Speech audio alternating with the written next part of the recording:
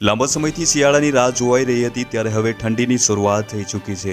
રાજ્યમાં ઠંડીનો ચમકારો વધ્યો છે। ખાસ કરીને દિવસે પણ તાપમાન નીચું જઈ રહ્યું છે।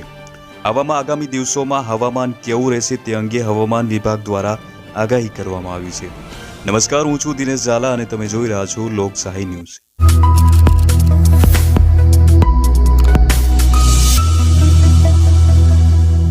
રાજ્યમાં આજે ઠંડીનો ચમકારો વધુ જોવા મળ્યો હતો। શીત લહેરો ફૂંકાતા લોકોએ સવારે ઠંડી અનુભવી હતી।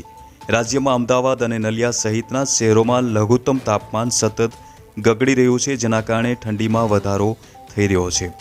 12.2 ડિગ્રી લઘુત્તમ તાપમાન સાથે નલિયા રાજ્યનું સૌથી ઠંડુ શહેર બન્યું છે। રાજ્યના 13 શહેરોમાં લઘુત્તમ પારો 17 ડિગ્રી નીચે રહ્યો છે। અમદાવાદ 16.6 ડિગ્રી લઘુત્તમ તાપમાન અને 30.3 ડિગ્રી મહત્તમ તાપમાન નોંધાયું છે।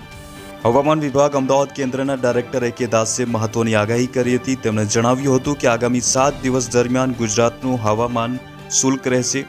લઘુત્તમ તાપમાનમાં મોટો ફેરફાર જોવા નહીં મળે, પરંતુ સામાન્ય ઘટાડો નોંધાઈ રહ્યો છે, જેના કારણે સૌરાષ્ટ્રના અનેક ભાગોમાં જેમ કે જામનગર, રાજકોટ, મોરબી સહિતના શહેરોમાં ઠંડીનો પારો વધુ જ ઊંચકી શકે છે।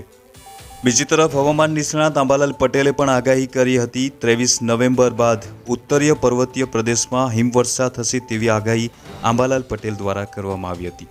તેમણે એ પણ જણાવ્યું હતું કે ગુજરાતમાં ઠંડીની લહેર આવશે તો માર્ચ સુધીમાં હવામાનમાં પલટો આવી શકે છે, તો માર્ચ-એપ્રિલ સુધીમાં માવઠાની પણ શક્યતાઓ અંબાલાલ પટેલ દ્વારા વ્યક્ત કરવામાં આવી હતી। તેમણે પાકને લઈને પણ મહત્વની આગાહી કરી હતી। તેમણે જણાવ્યું હતું ઘઉંના પાક માટે તાપમાન હાલ અનુકૂળ નથી, તો હાલ વાવણી થાય તો જીરા દિવેલામાં ગરમીના કારણે ઉત્પાદન ઘટી શકે છે। બંગાળ ઉપસાગરમાં 20 થી 25 નવેમ્બર ડીપ ડિપ્રેશન બનશે અને તેના કારણે ચક્રવાત આવવાની પણ શક્યતાઓ અંબાલાલ પટેલ દ્વારા વ્યક્ત કરવામાં આવી છે।